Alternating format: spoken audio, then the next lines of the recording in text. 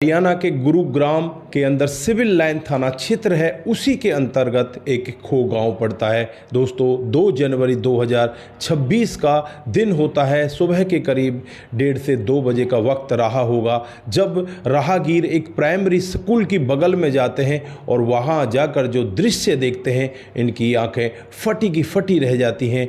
एक व्यक्ति यहां पर बहुत ही बुरी अवस्था में पड़ा हुआ है। दोस्तों आनन फानन में ही पुलिस को खबर की जाती है और इधर लोग बाग ज़्यादा देरी ना करते हुए उस व्यक्ति को उठाकर नज़दीकी जो हॉस्पिटल है उसमें भर्ती करा देते हैं। दोस्तों वहाँ पर उसका इलाज चलता है। इधर पुलिस मौके पर पहुँच जाती है और जब इस लड़के के बारे में इसकी पत्नी को पता चलता है तो दहाड़े मार मार कर रोने लग जाती है। दोस्तों यहाँ पर इस व्यक्ति के साथ में ऐसा किसने किया था, पत्नी से भी पूछताछ की जाती है तो पत्नी यही कहती है कि मेरा पति तो बहुत सीधा साधा है, वो तो यहाँ पर जॉब करता है। दोस्तों क्या था पूरा मामला, अगर आप भी पूरे मामले को एक बार डिटेल से जानोगे तो एक बार आप भी सोचने के लिए मजबूर हो सकते हो। आइए दोस्तों जानते हैं पूरा मामला क्या था। नमस्कार, जय हिंद। आप देख रहे हैं APH न्यूज़ राहुल रावत के साथ। दोस्तों आज की जो हकीकत की घटना आप लोगों को बताने जा रहा हूँ,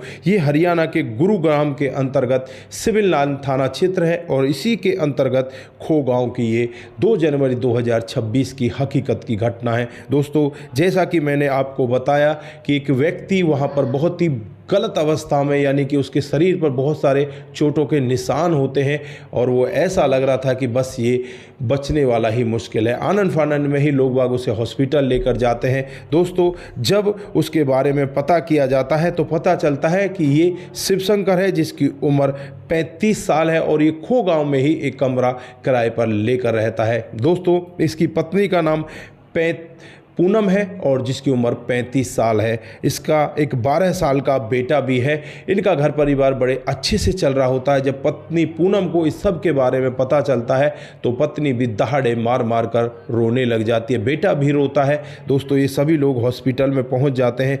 पूनम से जब जांच पड़ताल की जाती है तो पूनम यही कहती है कि हमारी किसी के साथ कोई दुश्मनी नहीं है, पता नहीं मेरे पति के साथ में ऐसा किसने किया। ऐसे ही धीरे धीरे करके लगभग 2 दिन का समय बीत जाता है। इन 2 दिनों में पुलिस वाले कई बार इस हॉस्पिटल में पहुंचते हैं, कई बार जानकारी जुटाने की कोशिश करते हैं कि इस शिवशंकर को होश आए, लेकिन शिवशंकर की हालत गंभीर बनी होती है।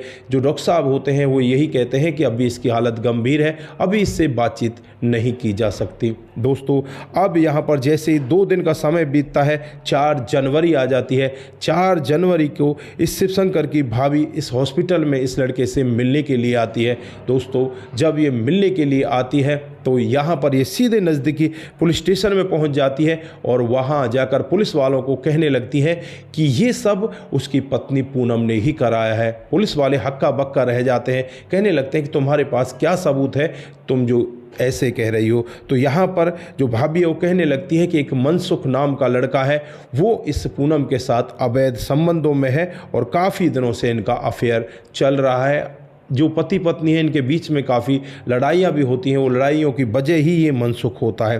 अब पुलिस यहाँ पर एकदम से घूम जाती है, पुलिस का दिमाग भी चकराने लगता है और पुलिस अब इस महिला पूनम की कॉल डिटेल को निकालती है तो पता चलता है कि पूनम इस मनसुख से बहुत बार बात करती है, क्योंकि वो मनसुख का ही नंबर होता है और जिस दिन घटना हुई थी उस दिन भी घटना से करीब 1 घंटे पहले इनकी बातचीतें हुई थी। तो स्पष्ट हो जाता है कि यहाँ पर इस कांड को करने वाली पूनम और उसका प्रेमी है।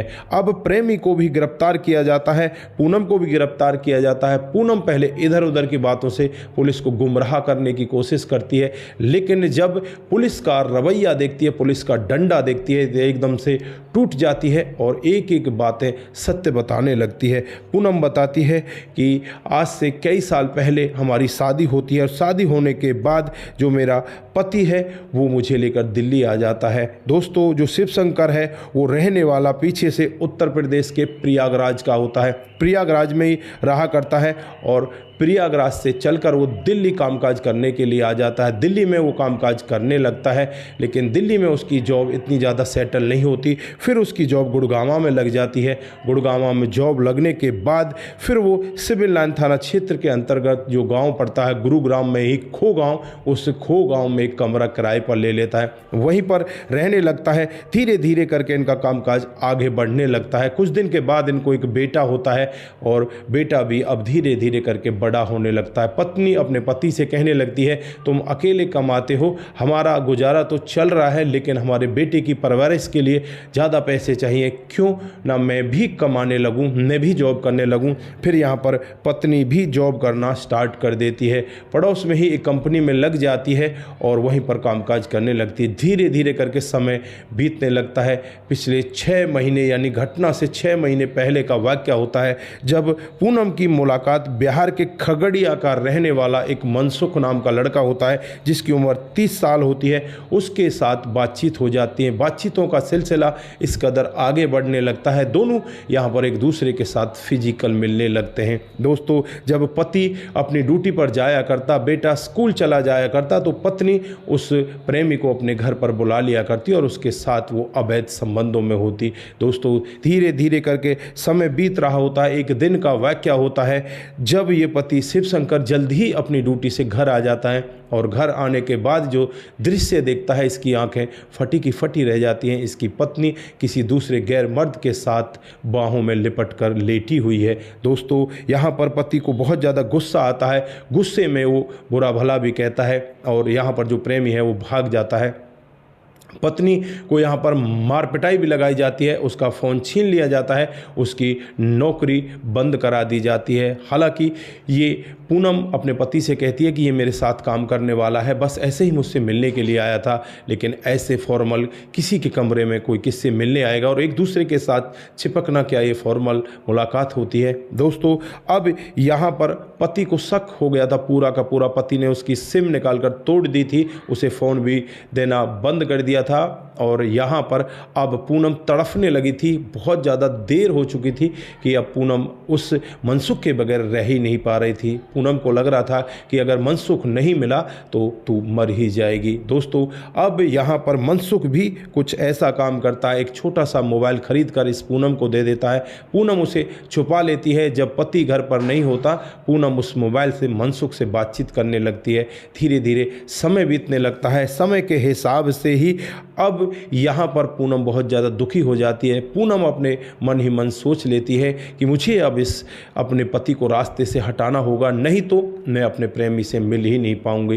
दोस्तों, प्रेमी से भी बातचीत करती है। प्रेमी से यही कहती है कि अगर तुम्हें मुझसे मिलना है, मुझे तुम्हारे साथ रहना है, तो हमें इस अपने पति को रास्ते से हटाना होगा। इस सब के लिए प्लानिंग बनाते हैं। प्लानिंग 2 जनवरी 2026 को बनाई जाती है। दोस्तों, यहाँ पर जो पत्नी होती है अपने पति से कहने लगती है कि हमें काफ़ी दिन हो गया है एक दूसरे के साथ झगड़ा करते हुए, अब हम नया साल भी आ चुका है, क्यों ना मंदिर में जाएं, जो झरना मंदिर नज़दीक में है उस मंदिर में जाएं, वहाँ जाकर भगवान से प्रार्थना करें और मैं जो गलत काम कर चुकी हूँ उसके लिए भगवान से माफ़ी मांगना चाहती हूँ। पति भी यहाँ पर पत्नी की बातों में आ जाता है। उसे नहीं पता होता पत्नी आगे क्या करने वाली है। दोस्तों, यहाँ से दोनों के दोनों अपनी स्कूटी उठाते हैं और स्कूटी उठाकर वहाँ से सीधे झरना मंदिर पर पहुंच जाते हैं। जो बेटा होता है वो स्कूल गया हुआ होता है। दोस्तों, सुबह के 11 बजे होते हैं। उसके बाद जब ये वापस लौट कर आ रहे थे तो खो गांव के पास ही एक प्राइमरी स्कूल है जो सुनसान एरिया है। वहाँ पर जो ये इसका प्रेमी होता है मनसुख, वो इनके सामने आ जाता है और अपनी बाइक लगा देता है। यहाँ पर जो पत्नी है वो पहले से ही एक कुल्हाड़ी अपने साथ लेकर गई थी, उस कुल्हाड़ी को निकालती है और अपने पति के ऊपर ताबड़तोड़ वार कर देती है। जो प्रेमी होता है वो इस पति के पैरों को खींचने लगता है और इसके ऊपर इतने ज़बरदस्त ताबड़तोड़ वार किए जाते हैं, उसे वहीं पर मरा समझकर छोड़कर ये दोनों के दोनों फरार हो जाते हैं। अपने घर ये महिला आ जाती है। घर आने के बाद अपने बेटे को भी पता नहीं लगने देती कि ये आज करके क्या आई है, क्या गुल खिलाकर आई है। बेटे के साथ ये चुपचाप रहती है। दोस्तों, दोस्तों जैसे ही राहगीर वहाँ से गुजरते हैं, करीब 2:30 से 3 बजे का वक्त रहा होगा, तब जाकर यहाँ इस मामले का खुलासा होता है। इसे नज़दीकी हॉस्पिटल में ले जाया जाता है, पत्नी को बताया जाता है। दोस्तों पुलिस भी जब ये पूरा मामला सुन रही होती है तो इन दोनों की तहरीर पर ही इनके खिलाफ मामला दर्ज कर लिया जाता है और दोनों को गिरफ्तार करके इन्हें जेल के अंदर बंद कर दिया जाता है। दोस्तों यहाँ पर जो पति है शिवशंकर, वो बहुत दिनों तक हॉस्पिटल के अंदर ही रहता है। काफ़ी दिनों के बाद उसे होश आता है और फिर हाल फिलहाल वो अपने घर पर है और वो बिल्कुल अभी ठीक ठाक है, अपने बेटे के साथ है। लेकिन यहाँ पर कभी भी उसने अपनी पत्नी से मिलने की कोशिश नहीं की और ना ही अपने पत्नी को छुड़ाने की कोई कोशिश की। वो यही कहता है कि उसे तो सदा सदा जेल के अंदर ही सड़ना चाहिए। तो दोस्तों ये रही आज की हरियाणा की एक छोटी सी कहानी। आप लोग यहाँ पर क्या कहना चाहते हैं, आपकी जो भी राय है एक बार कमेंट बॉक्स में ज़रूर दीजिएगा।